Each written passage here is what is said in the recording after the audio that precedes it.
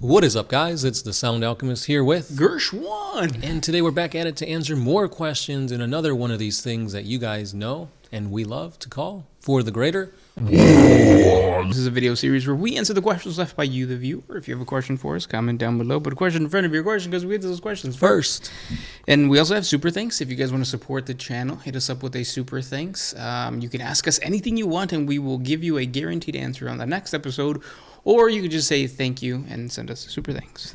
Which brings us to the question by Bunny Hop. He asks, if you were dying and chaos came calling, who would you join? So in other words, who would be the best chaos god to pledge your allegiance to? Yeah, and I think this will change from person to person, but clearly there's one answer that's always going to be right.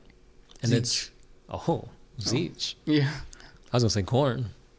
Why But go Khorne? ahead. Speak your piece. I think Tzeentch would be the best because it teaches you humility. You know that if you overextend on the desires that or on what you're asking for from Tzeentch, he'll turn you into a chaos spawn. Like any chaos or any Tzeentch worshiper knows that.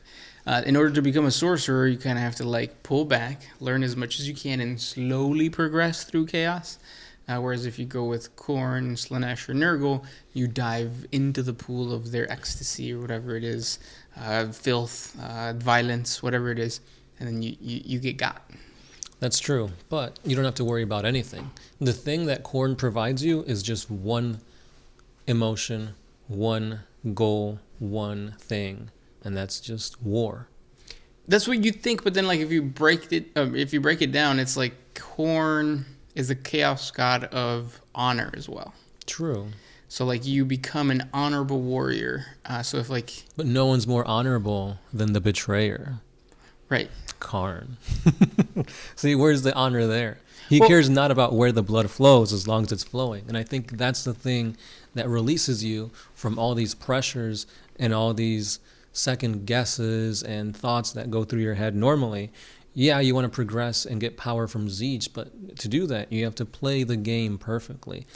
Right, and I think that's you don't have to with Khorne. Well, you do, but you don't. So like, Khorne makes it seem like you don't, but you do, because not every single worshiper of Khorne is Khorne. Right. It is a thing. It's like a test of strength and will, which in itself is a game that he's not telling you you're playing in. So exactly, not everybody is Khorne, and it's like a test of will, but I think that's entirely up to you to decide. And I feel like most people, if they get intoxicated with, skulls and blood, they're just going to go out there without a second guess and just try to spill the most. Yeah, and I think I disagree in that, like, it's you to decide. It's not. It's Khorne to decide. Exactly, and that's more freedom for you. Don't worry about where, how, just put me there and I'll do it. Yeah, I guess so then it comes down to like control. How much control do you want over yourself? Exactly. And I think Tzeentch gives you the most. Khorne is just kind of like blind fury. Exactly. Don't get me wrong. Like, you'll probably live longer as a follower of Tzeentch, but you'll have unlimited freedom as a follower of Khorne. You'll have more fun with Slaanesh. True. And then you'll live eternally with Nurgle. But not like free. No, because you're like a mess of like pus and just oozingness and tentacles. Yeah, so it's more of a psychology quiz of like, who do you want to be? Khorne, Nurgle, Slaanesh, or Tzeentch? Yeah, it's like back in like middle school, you would take those personality tests and stuff like that. Which character am I? Yep. Turns out I'm Ron Weasley every time. Next question. This one is by William Norman Bargo. If Captain America was in Warhammer 40K, who do you think he would fight for? America. There is no more America. Imperium. You think so? You wouldn't see them as like this like almost fascist, like overimposing regime, and he'd fight against that? Maybe. I think like that's the whole point of like the MCU Captain America, right? He like betrayed during the Civil War. Yeah, he betrayed America because it's like, nah, the Sokovia Accords aren't legit. He would probably fight for the what's a human faction that the Cabal. Not the Cabal, because the Cabal is Xenos. Well, it's like all like there's races of everything in there. And I don't think Captain America would do that, though. Do you? I mean, he went rogue in Endgame. But did he go rogue with other like Xenos? He didn't go with like No, it was Guardians like of the Galaxy or anything. No. That's why I think like he would go rogue, but he would go with like the what's like one of the human empires that we've talked about, like the I don't even remember right now, but something like any one of them. Like from the Horus Heresy, like before. Yeah, from the Great Crusade. I mean, I could see him going with anything there because they're not as militaristic and they're not as, like might makes right. Or even like Lou Furon. I think he would side with Lou Furon and fight on his side because of that concept of like the autonomy of the Space Marine. Yeah. Yeah. I don't know. I still see him as he'll be like a one-man army fighting for the people. Mm-hmm. Like he'll be like a wandering, almost like a Ronin kind of. He'll just go around whatever world, planet he's on, and whenever he sees like oppression or something unjust, he'll like fight for the fellow man. Yeah. Which brings us to the next question by Gutter Snipe Pie. If the Joker from DC played Warhammer 40K, would he play Chaos, Dark Eldar, Rogue Trader, or Harlequins? The Joker, I think, would just play Chaos because of the fact that he has options of 4, right? Yeah. As much as it would make sense for him to play Harlequins, I feel like his style is more chaotic. Right. But there's also like planning behind it too. Mm-hmm. Which he can with Tzeentch. Mm-hmm.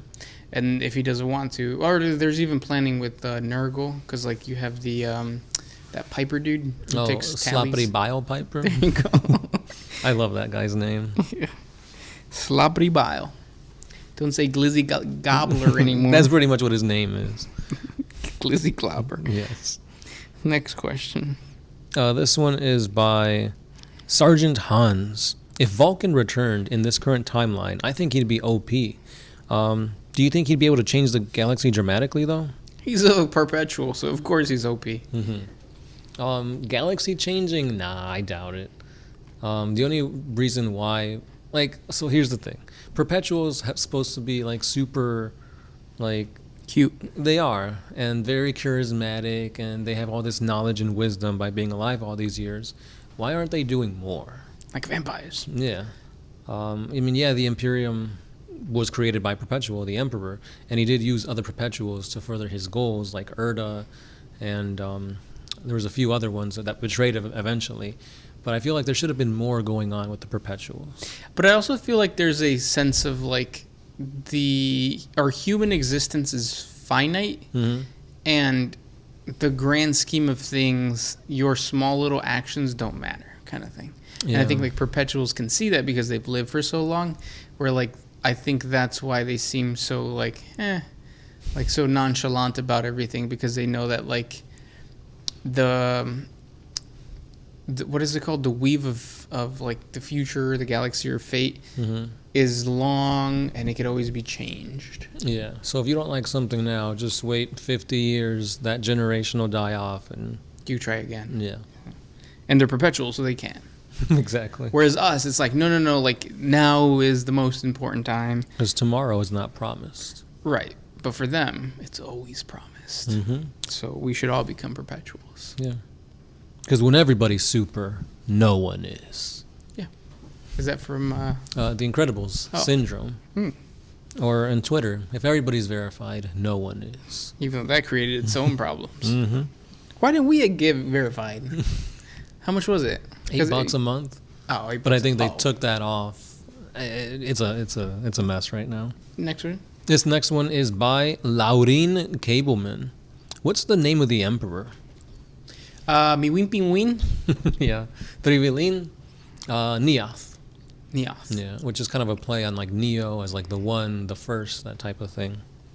And if you say it out loud, he turns into a demon and he goes back into the warp. But he's on the throne, so you can't say it. Next question comes from Cheeky Hines. Can guardsmen become space marines? No. Yeah, not really. Once you've gone through the process of becoming a guardsman, you're going to be a guardsman. The space marines have their own recruitment ways, whether it's from a recruitment world or they have their own trials, such as the space wolves and stuff like that. So it depends. Yeah, and you have to remember that, because we talk about this a lot, Space Marines have their own planets that they can recruit from. Imperial Guard, or the Adeptus Administratum, has its own recruitment world. The Scola. always separate. Autonomy has to be maintained because that's just the way it is. Last question. This one is by, how do you even say that? Mitsarugi 101. Do the Dark Eldar reproduce with humans? Because Abdul Vect would be half Eldar. Technically, no, not anymore. Yeah, it used to be a thing back in the day. We used to have half human, half Eldar super psychers. Right. And there used to be one in the Ultramarines. But yeah, that's gone away with. Because I think recently they said even though physically they look very similar to human, their anatomy and their genetics is like, whoa, a whole new thing. They come from slugs. We come from apes, yes, simians, primates. Apes together strong. Slugs, squish. Exactly. Arrogant, avian creatures. Because that's the other thing. They say that they're from avian creatures, but in reality they're from slugs. Flying slugs, but still. And those were the questions for today. If you guys have more questions for us, please comment down below. Thank you guys so much for supporting the channel with your super thanks. Thank you guys so much for listening, and we'll talk tomorrow. That's right. And keep subscribed for more things Warhammer 40K. And as always, it's been the Sound Alchemist. Kirsch 1. We are out.